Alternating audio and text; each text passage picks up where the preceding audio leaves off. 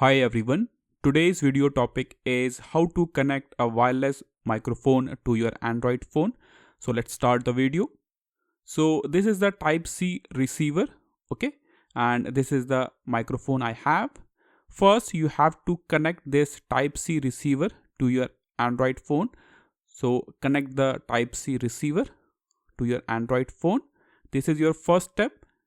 Now the second step will be you have to switch on your microphone. So this is the microphone I have.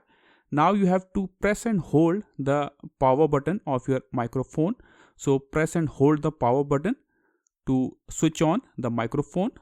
The LED is on and it connects automatically. Once the mic connects automatically, you will see the LED on the Type-C receiver stopped blinking and stays solid. That means it's paired and ready to use.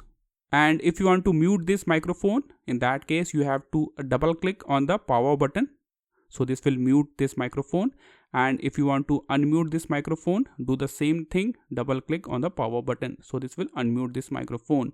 And you can use this data cable to charge this microphone. So this is how you can connect a wireless microphone to your Android phone. This is all for the video.